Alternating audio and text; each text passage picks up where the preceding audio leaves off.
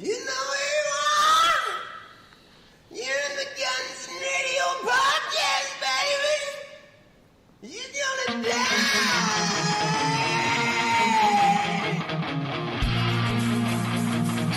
Welcome to another episode of the Guns and Radio podcast. This is episode number 25.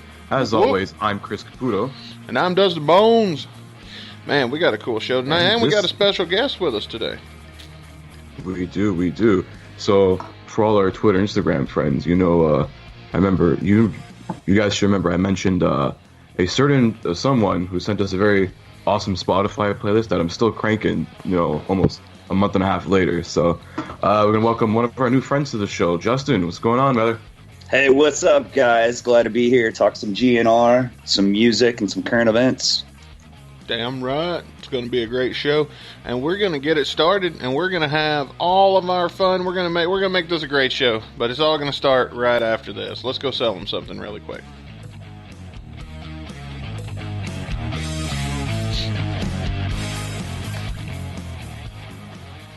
I don't know, Chris. Do you think they're going to play our commercial today? They fucking better, because they only play commercials, you know, at the before and after our podcast ends now. So I'm noticing that. Yeah. And I don't know what to do to remedy this other than bitch and moan. And I'm going to send an angry fucking letter to Spotify, those German bastards. Send them a very strongly worded letter. Let them know. Or are they Swedish? I don't know. I don't fucking know. Well, they sure can't count to 4 because we've already we don't even have that many. It isn't like we're running a podcast and every 10 minutes we're having a fucking ad break. We have We two. need like a sponsor or something. We have a total of 4. We have one at the beginning, one at the end, the one after we do the introduction, and then one before we play the song. It is not that freaking many. It's not hurt, Spotify. We're not doing horrible though. I mean, I haven't checked how much money we've made though, so I don't know. And we were like 1 cent away like a few weeks ago. I hope we passed that fucking threshold now, or else if we're stuck there, I'm done with this shit. I don't know if we have or if we haven't, to be honest with you. Yeah. I haven't. We'll update you all next week. Yeah, sure. Yeah, we'll remember. Or on Twitter or something. Yeah, there you go. Even better. Speaking of Twitter, if you're on Twitter and you want to come join us and, I don't know, get in on our bullshittery, tell them where they can go, Caputo. Yeah, it's very simple. You just follow us. Our handle is @GunsAndRadioPod. It's all one word. It's also the same on Instagram, so give us a follow over there. Going back to our Twitter, we're getting to that 100 followers goal. So once we hit there, we're gonna put up a poll for you guys to vote on the next bonus show that we do. So tell your friends, tell your family, tell your enemies, whoever hates you, whatever. Say, listen, you gotta follow this account, but fuck you. Hide your kids, hide your wife, and hide your husband, because we podcasting to everybody out there. Damn right, Antoine Dodson. Oh, we ear raping everybody out here with this pod. Yeah, we're at least doing it in a proper way. We'll treat you like a lady.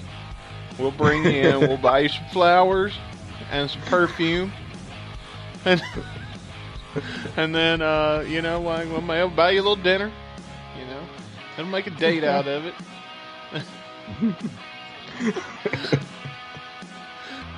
Lock the door and turn the lights down low.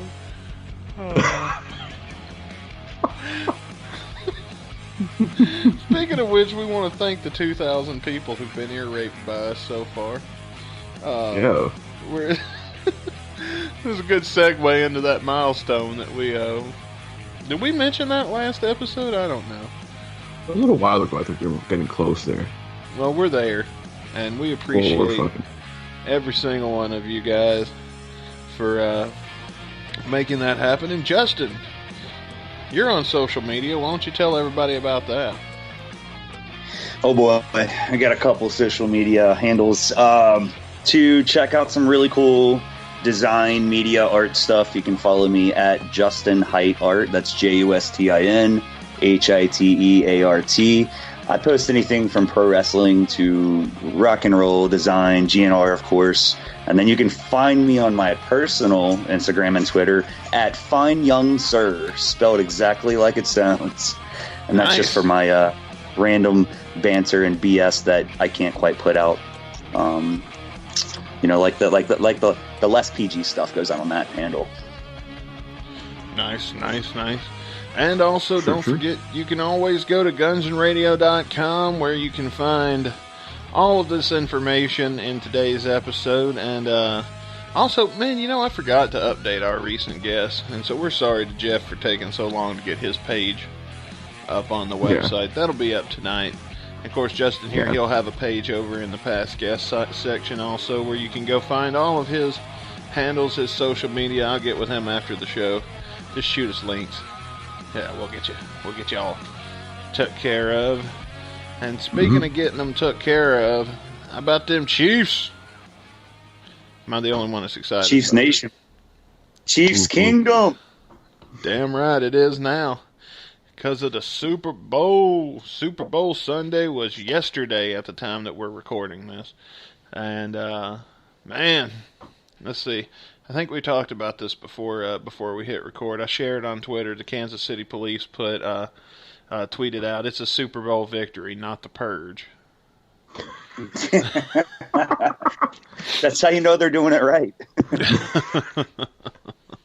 It was an intense game. And it was a fun weekend too, because Guns N' Roses kind of kicked off the weekend. This is part of why we're talking about it like this, is because it all started with GNR at the Super Bowl kickoff party. Did you guys happen to catch any of that? A little bit. I'm a little upset about that personally. I didn't get to see it, but and granted, I'm not one of the halftime show guys that's going to tear it apart. I mean, I think we all probably prefer the Metallica GNR style versus the Beyonce style. But when I see Snoop Dogg and GNR performing Super Bowl weekend in Miami, why is that the delegated down or relegated to the pre-show Friday night? Why is that not the halftime show? I feel like probably Pepsi had a say in that. Oh, absolutely, they did. And while Shakira and Jennifer Lopez appeals to, I feel like they appeal to a different demographic, the demographic that they are trying to get. I hate to just say Hispanic people. It was in Miami, let's be fair. Well, I mean, yeah, and with it being in Miami, I mean, that's who they wanted to see. But then again, look at Guns N' Roses' primary fan base. Like, I mean, I hate to take things there, but I mean, Hispanic people love GNR too. So, but I can see the more mainstream approach being to book Jennifer Lopez and Shakira, because you can't deny their mainstream popularity.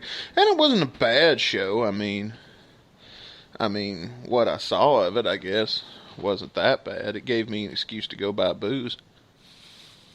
Would it have been too much to have Axl snake dance across the stage, right between Shakira and J-Lo? Or is that asking too much? Now, here's the thing with that. I did expect that at some point in the show there would be some sort of surprise appearance by GNR because of them being there and being in the vicinity, and then it never happened. I was still waiting for, ladies and gentlemen, Mr. Steven Adler. Yeah. Twitter would have been lit. Would have been nice, man. Would have been nice. Twitter would have been. Still though, Izzy Stradlin though, man. Izzy is where it's at. Mr. Izzy Stradlin. Yeah, dude, that would have broke Twitter. If GNR performed with the original five, ladies and gentlemen, Mr. Izzy Stradlin. Oh, man. That would have. What a fucking perfect time to do it. You know? But I mean... Yeah, with the whole kickoff and everything, yeah. We, as a band, GNR fucks up on perfect time to do shit all the time. Like, this reunion, perfect time to do it, would have been a couple of years ago at the Hall of Fame. Oh, God, that's bad memories for me. I remember the night that the Hall of Fame happened. And, I mean, you know, we'd all kind of went through the Chinese democracy era and all the rumors and the Axl Slash stuff through the years. And that night, I remember specifically, I was having a fire at one of my buddies. We were out drinking, and Hall of Fame's going on, and I'm following along live on Twitter, and I'm seeing Matt Sorum and Steven Adler in the same room. I'm seeing, I think Gilby Clarke was there. Literally everyone was there but Axl and Izzy and Dizzy. And in my mind, that was the night that I officially, and I'm the Guns N' Roses mega fan of all my friends growing up. Like, I think in all of Cincinnati, Jeff from GNR Central, who I've talked to a couple of times, shout out Jeff, he might be the only bigger GNR fan in Cincinnati than myself that I know of. And that was the night, the Rock and Roll Hall of Fame, when Axl didn't show up and he released that statement. That was the night I officially, in my heart was broken, and I kind of gave up, and I thought it's never going to happen. So that was a rough night, man. And to this day, you're right. That's a black eye in the blemish of the, I think, history of the band. What a beautiful night that would have been to have reuniting there. It would have been. Let me tell you why it meant so much to me, and why I refused to let go of that day, even though Axl declined. My best friend in the world is a guy named Reese, and I've probably talked about Reese on here before. And his band is the Red Hot Chili Peppers.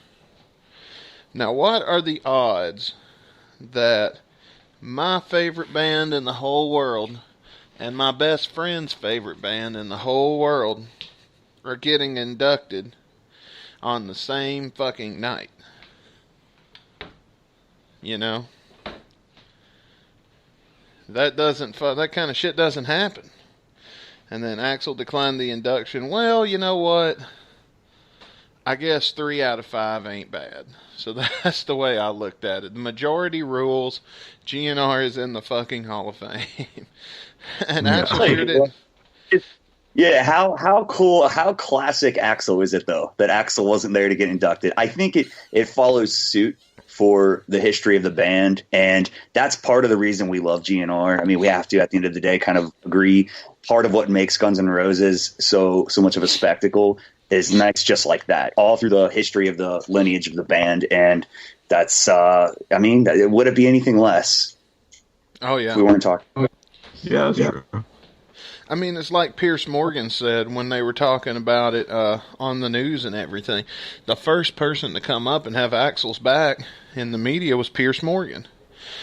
And his whole thing was, Axl Rose is the bad boy of rock and roll. He always has been. Now, you act surprised that when the mainstream comes along and wants to embrace him and congratulate him for the career that he's had, that he doesn't want your appreciation? Yeah, that's the Axl we love. That's my Axl. That's Uncle Axie. Where's my fucking bedpan? Has anybody got a copy of that? Man, how cool is that? Wouldn't you guys absolutely love to read the Axl autobiography? Which would you rather have, if given the choice, if you can only have one, the Axl Rose official autobiography or the GNR biopic, like The Dirt from Motley Crue? Which, if we can only get one, which would it be? Or The Perfect Crime, Use Your Illusion. There's a third option. The Use Your Illusion footage that was never released. I'm gonna have to go with that one. Actually, I think that's the one I'd have to have. I want to go see what happened in the Illusions tour with all that footage they were shooting, and they were supposed to make some big movie out of it. That's my holy grail. I mean, we'll get that eventually. Somewhere that shit exists. And somebody will fuck up just like they did Hard School. And and the House of Blues. Somewhere. Dude, if it's out there, somebody will fuck up like they did with that House of Blues show. And we'll get that eventually. So it's ridiculous, man. They have such a golden opportunity. They have so much like holy grail items that they could put out, you know, from the 80s, the 90s, even into the 2000s. So much. Just can you imagine if you had like a marketing team, like a real actual professional marketing team, an agency? Love how you corrected it there.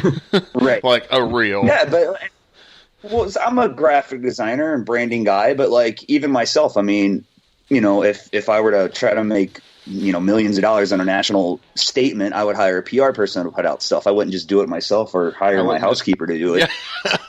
Yeah, that's true. So much quality content that's out there. Yeah, and it's just sitting in storage on ripped CDs and burnt VHS tapes, and you know, somebody finds it and puts it on YouTube and breaks YouTube because it goes viral, and what happens? They're going to jail. What are we doing? Do you not want us to be fans? Oh, Tom Zutod. Oh, I think that all will come around eventually. I think eventually Axel will pass away. He'll probably leave his kingdom to well, I think we all know who's going to inherit that. And the Brazilian Mafia.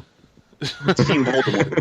Is that what we're calling them now? The Brazilian Mafia? Is that official? Yeah. Have we adopted that dude that? from the dude from the Storage Diaries podcast called him the Brazilian Mafia. I mean, why not? Yeah, that sounds good. Fucking Brazilian. I don't know how Axel got in bad with the Brazilian Mafia. I think they just took care of him through the years, and now he owes them like his like left nut or something. His existence. His existence. I think that they're like his family. I don't think they're no fucking mafia. Yeah, it does seem that way. When he went away for all those years, I guess we call it the wilderness years, it's like, I mean, man, I like to talk to people, rib, you know, on Axel all the time over everything. Honestly, he gets, I think, way too much shit. But like the reality is, I always tell people, like, do you ever check his backstory? Like, he didn't exactly have the best childhood, and you know, he's got quite a story. And I think any true, you know, rock and roll fan or even just artist could appreciate what he went through to get there. And you know, the dude was pretty tortured, and we saw that coming out in the Appetite era and Use Your Illusions and going and watching these amazing videos and Don't Cry. And that's what made the spectacle of GNR so alluring, is that I think that they crossed over into some it wasn't just, you know, oh, we're going to get on stage and just play and everything's going to be contrived. Like GNR had this whole artistic element to it. And I think Axl Rose's personality and his background's what brought that into the forefront. And it's no like wonder or surprise that he went away for the amount of years that he did. And luckily he is still around with us. Luckily we see him and he is composed these days. He seems to be a lot more relaxed on stage. And as a fan of his, that's one thing I'd like to point out, that maybe hopefully other Guns N' Roses fans listening to this can appreciate the same sentiment. That, I mean, I love my bad boy Axl. That's up there like throwing rants and fits. But at the same time, I'm glad that he's put that behind him seemingly and has come to a place where he actually does seem like he is having a decent time. And that's, I think that's something that we need to take in more consideration, is appreciate the man while he is still here. You know, he's no spring chicken, and we're still lucky that we do have Axl Rose, and he didn't overdose like so many, rest in peace, of our idols growing up, you know, on drugs and you know, I mean, let's just take a second to appreciate that they're back together, and it is what it is. But you know, that's a good thing. Oh yeah, I mean, I think we bitch so much about this band just because we're all very passionate about it, and we all kind of know what we want out of it. But at the end of the day, they're giving us something, and I mean, even if we want new music, we want a new album. Yes, we want these fucking things, and we're getting another fucking tour instead. And you know what? This tour's going to come out. And it's going to be the same fucking 12, 13 songs that they did last time. We're going to bitch about it. And the cycle's going to keep on going and going and going. And you know what? We're still going to go, when they come to our hometown, we're still going to go see those same 13, 12 songs. And then we're going to come back on our little radio show here. We're going to bitch about it. and then well, fellas, let's take it back 10 years ago. Would any of us think that we would be sitting 10 years ago in the present on a Guns N' Roses podcast talking about, oh God, they're going on tour again? 10 years ago, we never thought we were getting another show. Yeah. 10 years ago, we wanted them to tour. Oh, yeah. Yeah, and absolutely. And I'll tell you what, man, some of the leaks I've heard, and then obviously even taking it back to like, oh my God, and some of the Chinese democracy stuff, and not to be slighted or left out of the conversation, I think Velvet Revolver, although I was never a huge fan of the band, some of the tunes there and the Slash and Myles Kennedy stuff, which we may get to later, I think when you take all that together and in your mind, if you can kind of like piece it together, that's what we want. I think we want to see like, what is that element? Where are we in 2020? What would Guns N' Roses as a whole put out? And that's the mystery that I think I've come to appreciate and love about the band. You know, just they don't fit, like you said earlier, you know, they don't fit the format of a commercial machine. And even to this day, they're doing it backwards and they're doing it their way. So that's GNR, man. Oh, yeah. I completely agree. And we are, speaking of Slash and Myles Kennedy, tonight's song that we're going to be reviewing is Beneath the Savage Sun. I hope I'm saying that right. Yep. So, this was actually, you know, when we landed on this, it caused me to listen to this song for the first time. And it's going to be a good song. And I think you guys are going to enjoy. It's a jammer. Yeah. It's a jammer. Spoiler, everybody. Oh yeah, it's going to be we're going to be rocking out here in about 10-15 minutes. Justin, so you do artwork. Tell us about your artwork. Yes, sir. Pretty extensive background in graphic design, and the way I got my start was playing in a couple rock bands myself and doing flyers for our band and some of my friends' bands, and just growing up looking at album covers, like like the Use Your Illusions and all the classic albums that we've grown accustomed to loving. So that got me into graphic design. This is, where I got my degree in graphic design and kind of like took it from there. I like to work in all kinds of media, but, music videos, album covers, and now I'm working in UX design. So I'm doing some mobile stuff. So anything that is visual that we've grown up accustomed to watching, from things on MTV to, again, like album covers and vinyl and artwork and stuff like that. That's my main thing. That's my passion. So it's all about design meets music.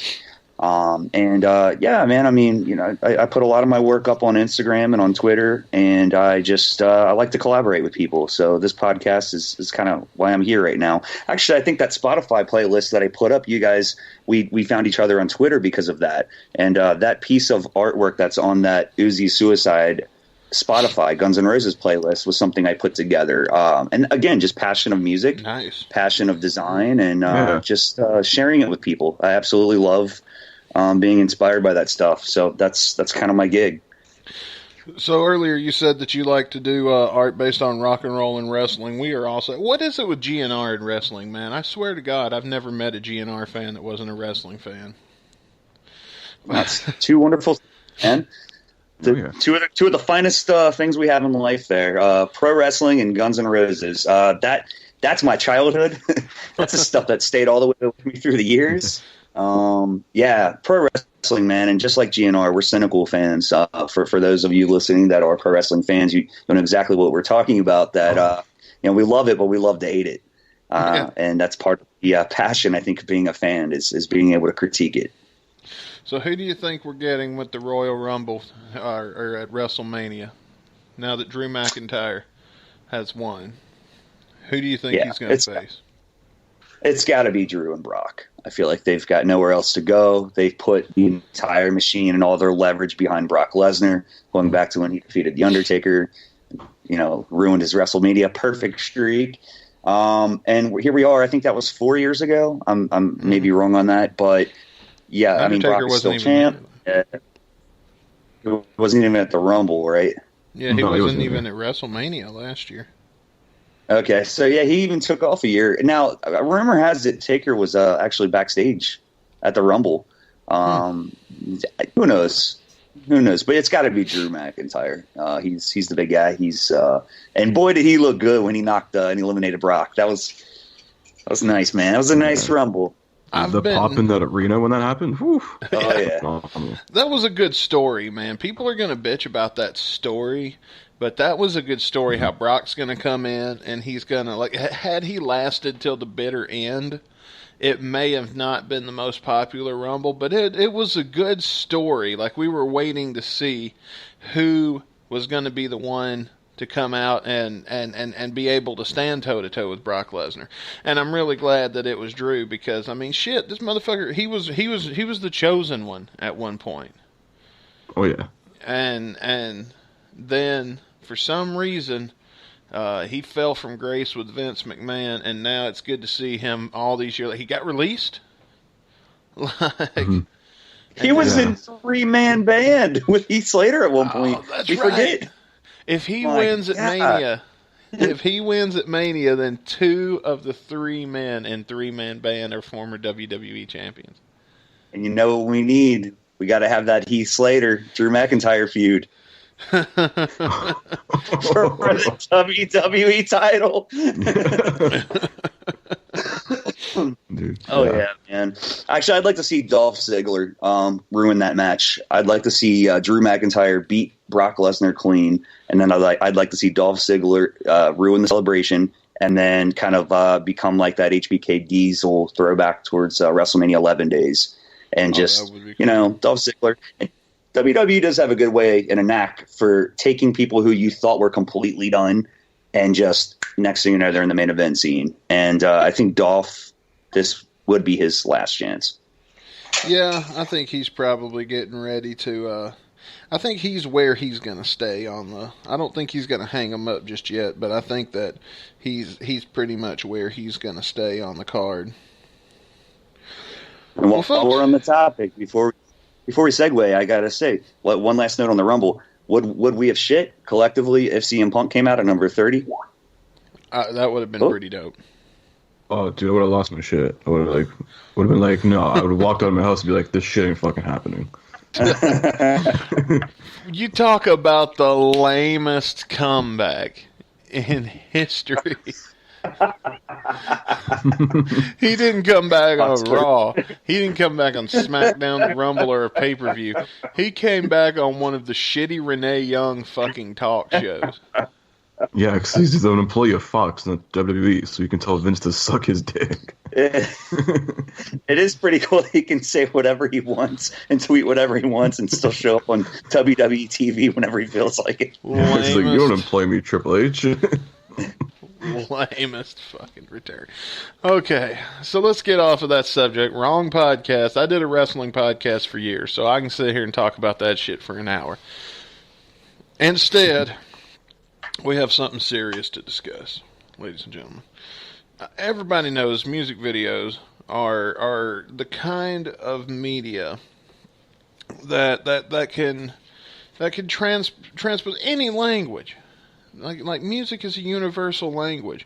It brings people together, and that is the point of our next segment. Something we haven't done in a little while. We're gonna do a bit called "What Is That Non-English Song About?" Are you guys excited? Yes. Yeah, we haven't done this one in a while, so I'm looking forward to it. I'm gonna react, and I'm going to do my best to react to this accordingly. So we'll hope that maybe one of these clips goes viral, and you folks can play along with us at home.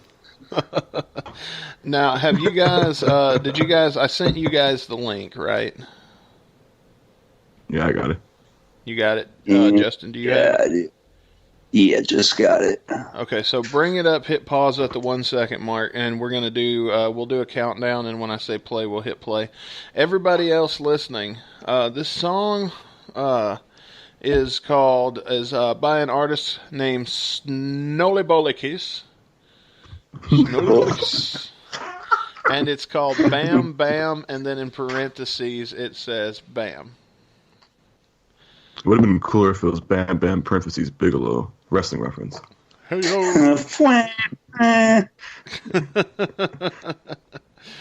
But let's make this happen. I'm gonna switch over here, and all right, you guys ready? And if you're listening to the podcast version and you want to watch along with us, head over to gunsandradio.com. There will be an embedded version of the video in the post for episode 25. All right, you guys ready? Everybody ready? Yep. Mm-hmm. Yep, we're good. 3, 2, 1, play. All right. Burke music. All right. You excited? Yeah.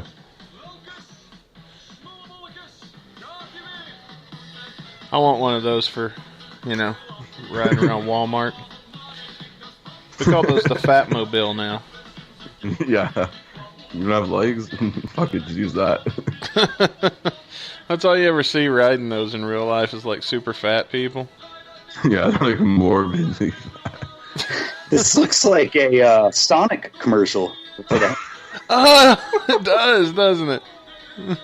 This would be a hell of a commercial right now. This is something I would see playing, in the middle of your regular scheduled program, and you're like, what the hell? And then it's just Sonic. I know, right? That would be great. Oh, I see some she's flexible. Yeah. Yeah. The instant, and my rating in this video has instantly gone up 3 points since that last piece. Yeah. I'm feel deceived right there. Yeah, we get a little bit of nudity there.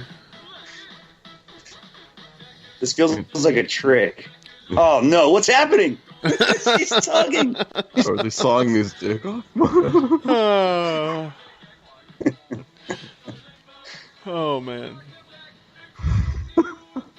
This is ridiculous. I love it though. It's ridiculous. I would go see this guy. Did this guy start like a GoFundMe to make his own music video? And if he did, he's got the right idea. He just hired 2 hot chicks to just tug him around and hit him with boxing gloves. Oh, man. This whole thing would cost you probably under $1,000. 100,000? You think they dropped 100K on this video? No, I'm saying under 1,000. Shit, I was about to say, we've probably sunk more into this podcast than they did into this video. This guy looks like I got it. This guy looks like a strip club owner. That's probably where he nice, yeah. Talent. You got the cheap suit and everything. Yeah, he's got the Jim Cornette experience going on right here. Yeah, where's the tennis racket? He does look like an independent wrestling manager. I think I wore that gimmick before. Yeah. Came out in the fat he looks like a wrestling announcer, like from an indie show. One fall. It's catchy, though. Time limit. Okay, they're rubbing bread on his face. Okay. So we've got some good clues here. Inflatable monkeys, naked asses, and boxing, getting the shit beat out of him. Okay, ladies and gentlemen, it's time for the question. You guys, now don't cheat. I'm going to look it up. I'm going to look up the lyrics, but while I look this up, we should discuss this. What is that non-English song about? Okay, so for me, the first thing I'm wondering strategy-wise is like, is the video content representative of the lyrics? And if we're to assume that it is, the first thing I saw a lot of was tugging on the dude's mid-region. Mm-hmm. So that's the first clue. So we'll throw that on the board right now. Right. So we got hand jobs. Hand jobs, yes. Spanking his monkey. I saw that. Oh, okay, yeah. So I saw the Pope. I saw the Pope riding around in either a wheelchair or a tricycle. Interesting. And then we saw some booties, which they were nice. 2 cheerleader type girls. I'm at a loss here. I could use help. I'm working on it, man. I'm working on it. Believe it or not, these English lyrics are turning out to be harder to find. Oh, I'll tell you what. I have found a version of this music video with English subtitles. Oh, here we go. Okay. Shall we? Yeah, Yes. I'm going to send this to you guys. And again, ladies and gentlemen, if you're watching on, or you're watching along with us on the website, we'll put it in there for you too. We're going to need to move along though, because I'm running out of time here. But we've got time to do this. So let me get over on Skype so I can forward you guys the link. Oh man, this is great. I'm going to be disappointed if there's nothing about spanking monkeys in the lyrics. Yeah. Caputo, do you have a guess? Oh, I got it here. Hang on, I'm just gonna copy the link. All right. Paste into browser. Yes. Let me know when you guys are ready. Hang on, press pause and want it to autoplay. Oh, I said pause. And while they're getting ready, I do want to say the reason I'm not participating in this round is because this is another one that I break out and show people from time to time. I also have never bothered looking up the lyrics, but I have a feeling that you're not far off, that they're definitely about something sexual. Yeah. You guys ready to go? Ready. Ready to go. All right, 3, 2, 1, play. Well, now mine's not playing. Guys, chicks, here it goes again. Totally wasted. Tonight, one thing, and that's bam, bam. Bam, bam, bam. Oh, pretty lady, you look a little like her mom. What the fuck? This guy's checking his mom's ass. I have no clue where you guys are at, because mine didn't go when fire. You're the fire. I'm with. Just turn that thing around. He wants to bam, bam, bam. I said, there we go. So it is about fucking. Yeah, man, he wants to bam, bam like a Bam Bam from the Flintstones. Every time it shows the painted butt, the painted version, I'm not convinced that's the girl. I think that's his butt cheek. Oh man. Yeah, I'm serious. It doesn't feel safe. Pull on the bell. Come and play with my floating spiel. That must be a Dutch slang. Okay, we're sunk up again now, so that's good. I don't know what happened, but it must have been beautiful ass tonight. I want to bam, bam. Oh yeah. And just think, man, little kids are singing this shit, but they don't care over there. Like we're Americanizing it, or for what we're used to, but. Mm-hmm. Yeah, we have Baby Shark, and they have Bam Bam Bam. Oh man. But honestly, I think you had it right. The right call was to have Bam Bam Bigelow do a cameo at the end of this video. We could remake this. I mean, we've got the technology. We may have the budget too. Oh man. I want to give a shout out to my friends over at the OWO Wrestling Show. I was asked to produce a commercial for them this week, and I said we couldn't come to terms with a price. So I just want to say I hope they do well, and we hope you guys go check it out. I think it's for like a fire department or some shit. So if you're in the Mississippi area, go check out that show. Going to be a good show. Got a lot of fun friends over there. Go help them make some bam bam bam on that budget. And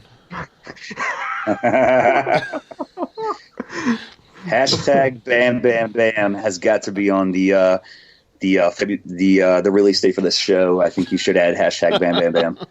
Oh, we're doing what's this. funny that is just for the show. You never know. We might have something. Is that Bam Bam Bigelow autograph on your arm? no. Oh. That's a story for when we take a break, which is actually going to be right now.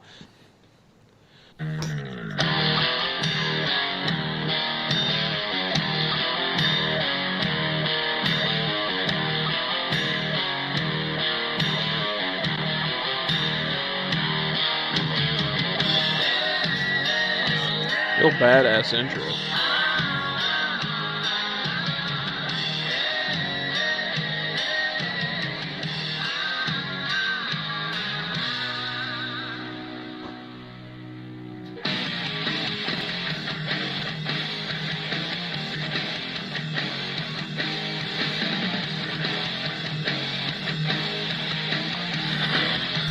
We did warn you, and we did tell you this one was going to be a banger.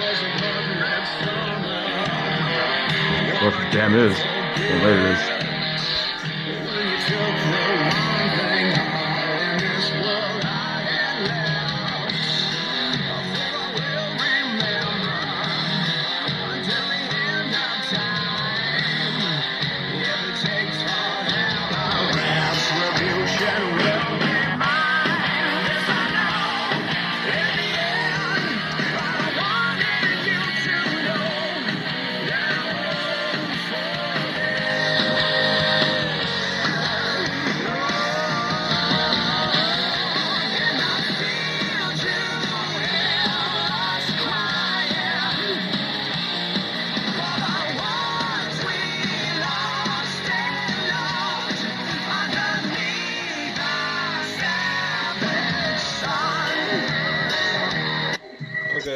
First pause here.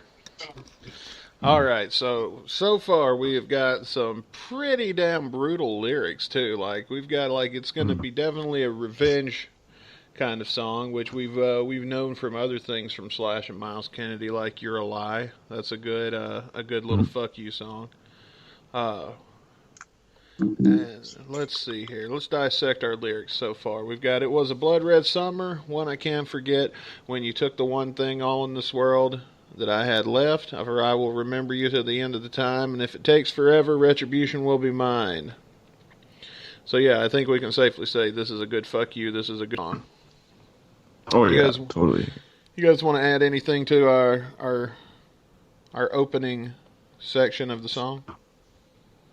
Just from doing research here. So the song is about, it says here from Genius.com, about animal poaching for ivory, and is written from the perspective of an elephant. So that's what kind of the whole base of the song's about.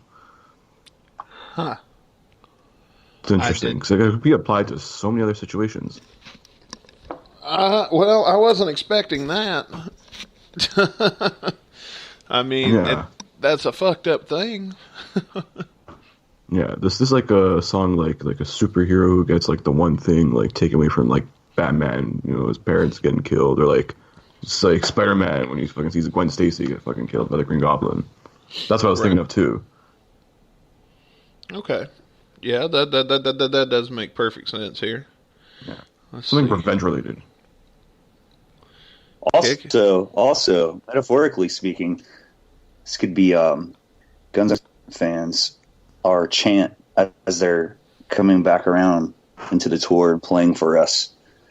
And we're saying, was it for the money? Basically what I'm hearing on the guitar breakdown, and it's like eerily reminiscent to a lot of the mid-2000s stuff you heard from Avenged Sevenfold, which is a band that did a terrific job, I think, of taking that classic GNR sound and bringing it current and doing their own thing with it. But interestingly enough, you kind of hear in this song, Slash and Myles Kennedy and the Conspirators bringing that song or that kind of groove from Avenged Sevenfold kind of current, and back again. So it's almost like art imitating life, imitating art in a sense. Nice. Yeah. And this one kind of reminds me, is like very similarly layered, like structured sort of type of song, like when Slash had M Shadows for that one song on his the Slash and Friends solo album. Nothing to Say, that's the name I was looking for. It's very similar to that, where it's basically kind of an Avenged Sevenfold-esque track, like what Justin was saying, like the big, like that, like heavy intro leading into like a big, like kick-ass riff, and you get like chorus verse chorus, solo, and all that stuff going on. So it's very like that's sort of what this track reminds me of, that other the Slash M Shadows track there. So like it's definitely like a big comparison, like that more like hard rock, heavy metal sort of in between vibe, kind of around there. Definitely. Yeah, good call out on the vocals too. The Myles Kennedy, M Shadows, Axl Rose. We even heard Scott Weiland do it a little bit in Velvet Revolver. That vocal style, and we know what it is. It's kind of like that Axl style. No doubt. And I'm really looking forward to the day when we get Nothing to Say with that M Shadows track. That's going to be a fun one that we get to review eventually. Mm. All right, you guys ready to dive back in? Let's do it. This is a hard one to not just sit here and listen to, I got to say. I got to remember we're still doing a podcast. And this is a hard song not to just sit here and listen to. Mm-hmm.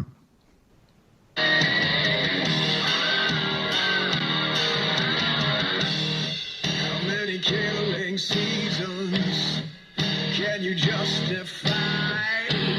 How many dead and bleeding only for an ivory line? Okay, so I see the elephant references here. Yeah.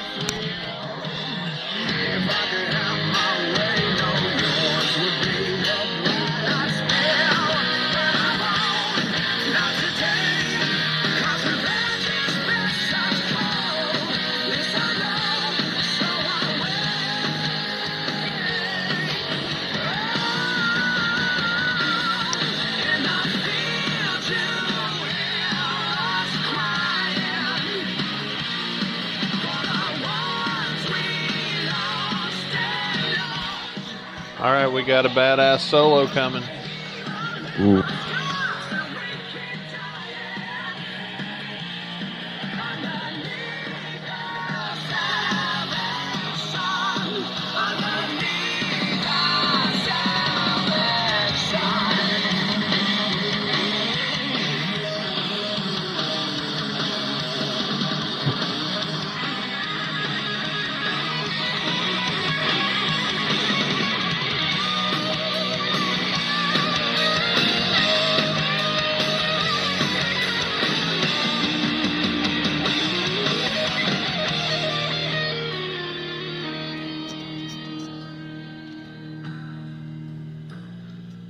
Nice little breakdown there. It's pretty kick-ass.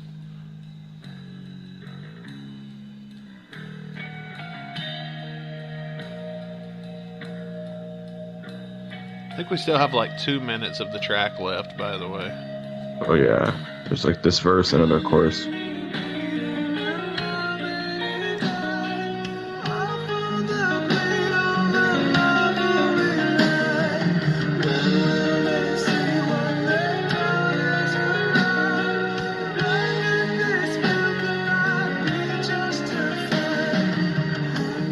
Making me think of the intro to Anastasia right now.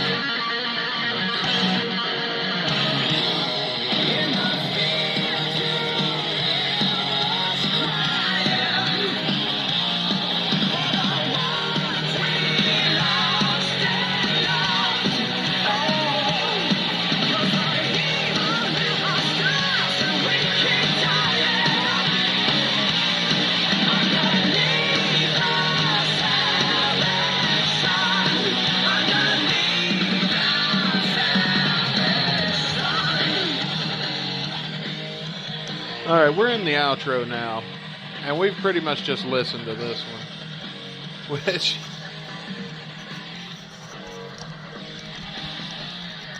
I mean, that was an impossible song to not get swept up into. Yeah, man, it's fucking kick-ass, that song. Yeah, excuse me. I think I really lucked out. Yeah, you got a good one. You did get a very good song to listen to with us on this episode tonight. So with that, Justin, you're our guest. We do a rating system here. We're out of 5. 1 out of 5. What would you give this song? I'll be honest with you. When you guys said we're going to pick a random GNR Members affiliated song, I was worried because there's some stinkers. We all know. Oh yeah. And I was prepared, and I was going to come on the show, and I was going to give you guys my honest take. And I'd be remiss if I didn't say this. Okay, we're not going to cheat and give 0.5s. Okay, that's a 5. And this is an Axl fan. This is a GNR enthusiast. This song is an absolute banger. I could see it played live. If I were there live drinking beer, I would be fist pumping. This is everything I want to hear. The only thing missing, really, and this is me just being selfish, I want to hear Axl Rose on this track. Otherwise, I'm happy. I'm happy with this. This is a good track. Probably one of the better tracks I've heard from the Guns N' Roses extended band catalog. Yeah, I can agree. Chris? I haven't given one of these out in a while, but since this is coming from probably what I consider my favorite of the Slash Mouse Kennedy albums, World on Fire, it's probably their best one. I'm gonna have to go with the full perfect 5 out of 5. Like, I will always listen to the song when it comes on. It's fucking kick ass. You will never ever want to skip the song because it's that good. I'm still saving my 5s, man. For me, this song is definitely not in the middle, but it's not going to go up at the top where I'm going to put Welcome to the Jungle and everything else. But I will give it a 4. I will give it a solid 4 for me. But yeah, can I ask a question? Sure. Okay, so just out of curiosity, I think a lot of people would like to hear your answer to this. Both of you guys feel free to chime in. How would you compare this track to something like Better, which I think is a well-produced song? It's obviously new GNR. It's not classic lineup, and this would be the opposite. This would be classic vintage Guns N' Roses sound minus the newness of it. How would you compare this to Better? That's a good question. Interesting. Yeah. To me, Better. I would put Better ahead of this. Better is one of those songs that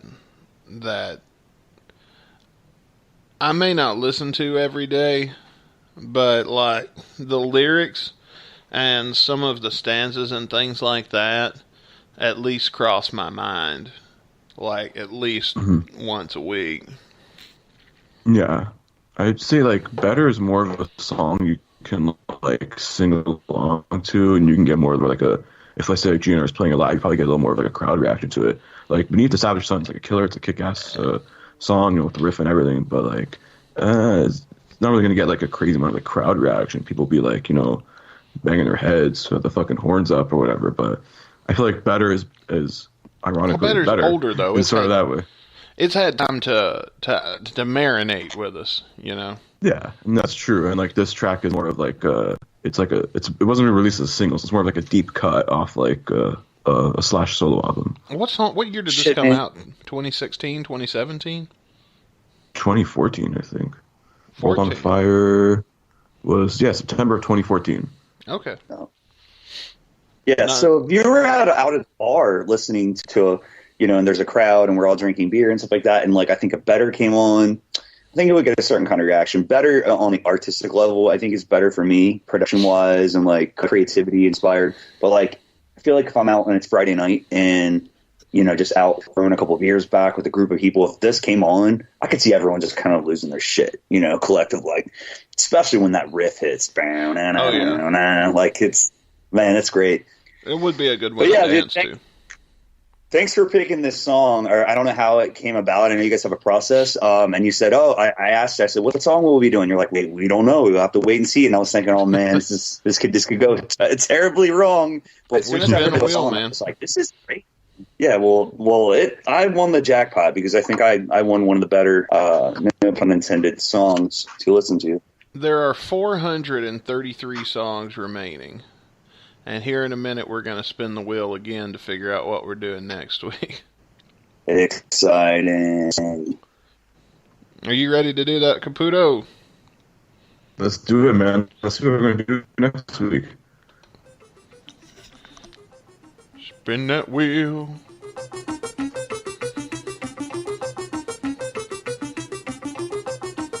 Oh. I Love You by Duff McKagan. Duff McKagan. Back to McKagan. Back to Duff McKagan.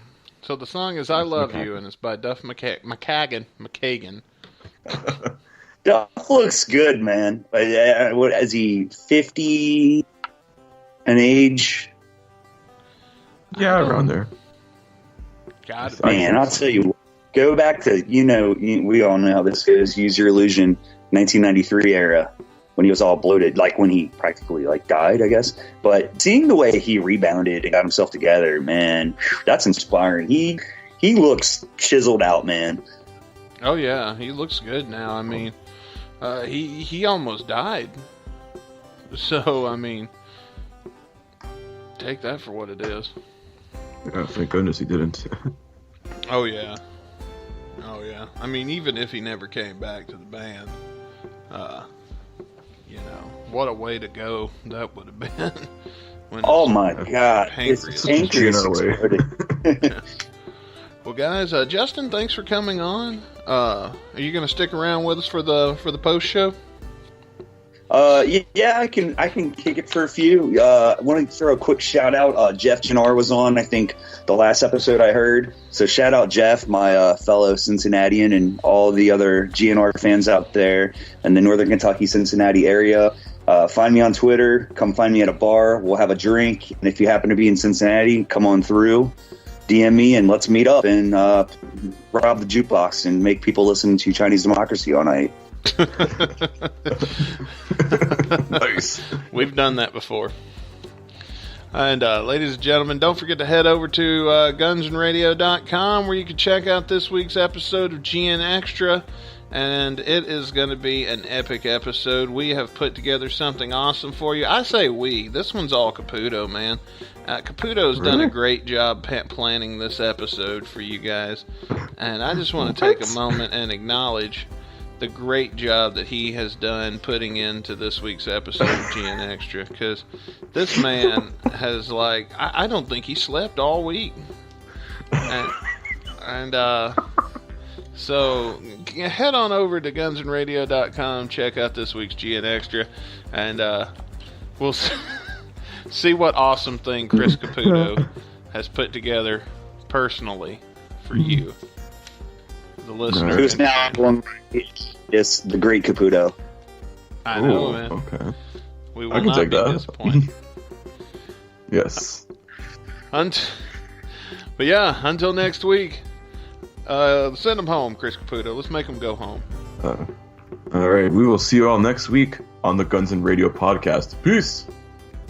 Bye. So enthusiastic.